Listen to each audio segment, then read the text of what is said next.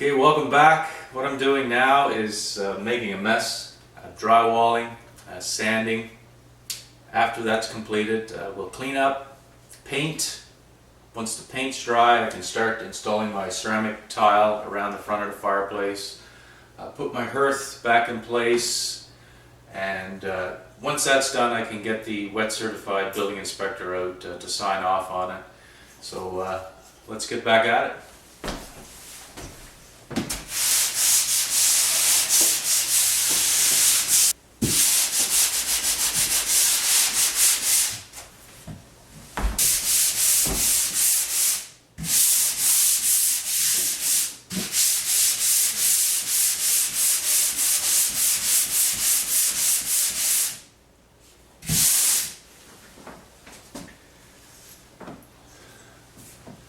Okay, so I've completed making a mess. I've sanded everything. Now I have to clean this up before my wife sees it.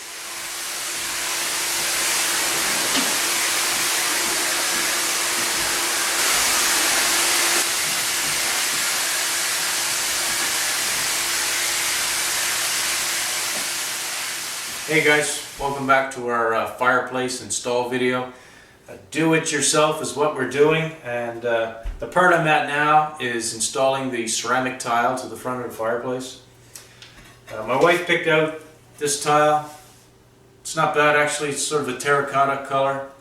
My only request was I wanted a large tile. This one is 18 by 18 inches.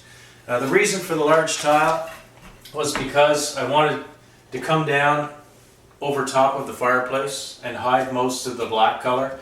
So I wanted something that was big enough that I could attach it to the concrete backer board with mortar and attach it to the sheet metal of the fireplace with high temperature silicone. I did a bit of research for different ways of attaching it, and everybody had their own opinion. So I ended up calling a few experts, and the best advice I got was to use high temperature silicone. This particular one is Fire Block high heat sealant. It's good for 2000 degrees, so that's more than enough to hold that tile in place. Also, to help hold the tile in place, I bought this edging strip at Home Depot. This particular color is it's a copper color. Matches our tile perfectly. But because it's not a very popular color, this one was on sale. I got this for 11 bucks a piece, which was good. Normally it's 20 bucks. I attached that with our high temperature silicone and pop rivets. I put 3 pop rivets in each one. So I have that, it's hard to see here, but I have that around the edge of the fireplace. And it leaves a nice straight line and really trims off the tile. It looks really neat. So the tile, I've cut out all the pieces of the tile, and the way I chose to do it was to overlap, so I have 4 pieces that are going to be identical in the corners, 2 and 2 up here and 1 and 1 on each side. It's up to your own taste. There's a million ways you can do it, but I chose to keep it pretty simple because our mantel is pretty elaborate, so I didn't want too much. You can get tiles with inlay and cut tiles on an angle, but for this particular installation I kept it pretty simple. So what we're going to do now is mix up our mortar and attach our tile.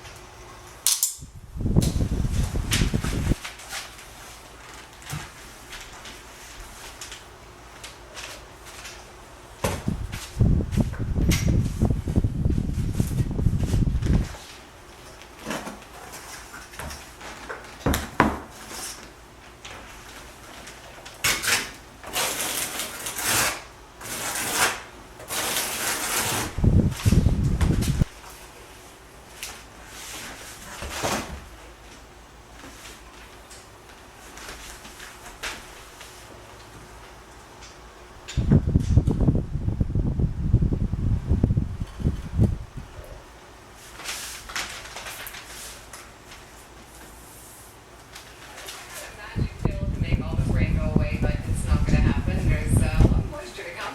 Today was fairly quiet. We started the day with some rain in the Halifax area, and then just lots of fog and drizzle. Our current radar storm tracker is showing quite a bit of precipitation, but centered over the extreme northern slice of the Brunswick. In fact, there are a few pops of clouds just outside of Bathurst, Hamilton and Bathurst, that could trigger a thunderstorm there. It would be very...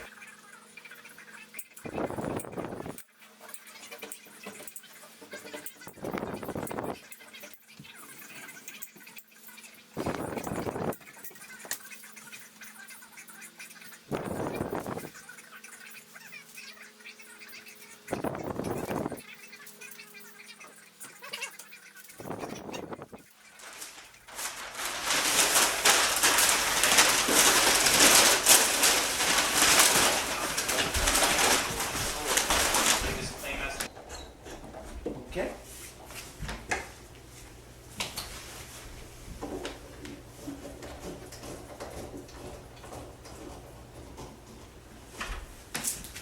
Looks pretty good.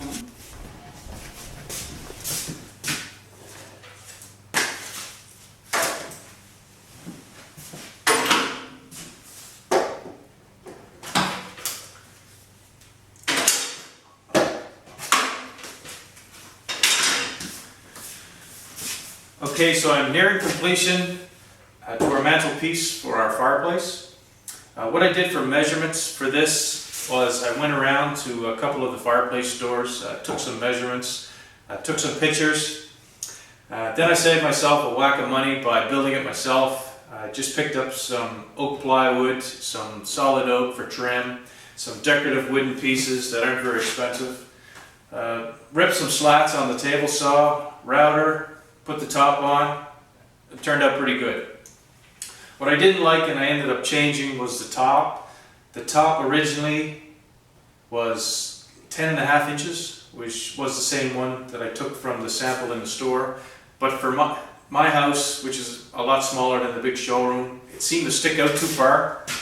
And I have a door in my kitchen that's on a 45-degree angle, so it was really close to being bang on with the door, so if I was moving anything out of the kitchen, it probably would have whacked the corner of the mantel. So I ended up cutting off 4 inches with the table saw. Not a big deal. It still leaves me with a little over 6 inches there. More than enough space for my wife to pile all kinds of stuff up there, candles, Christmas stockings, whatever. So all that remains now, take my clamps off, stain it a little darker to match our flooring, 3 coats of lacquer, then we can install it.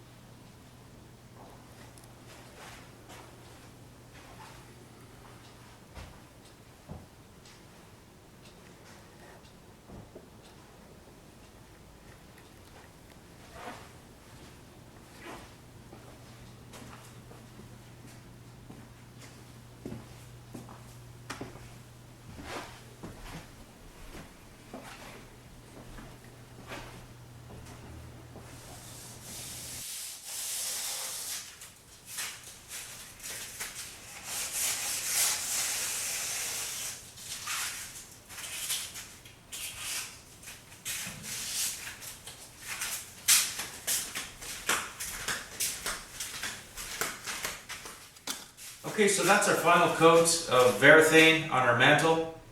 I put 2 coats on, let them dry completely.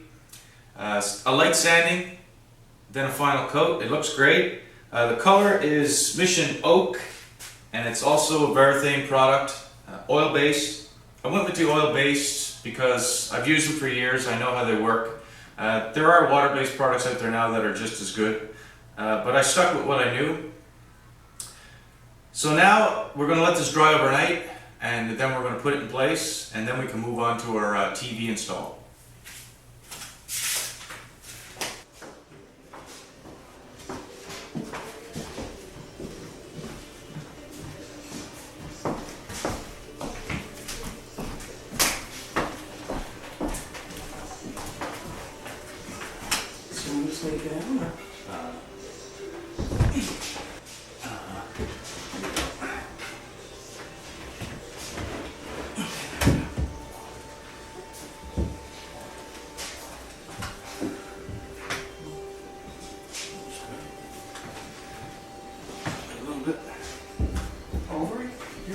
my way.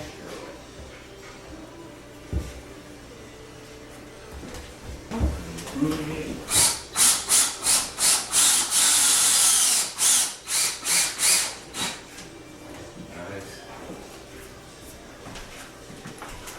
Oh, she's fitting a lot nicer with this one. Yeah, it does. You really notice it now.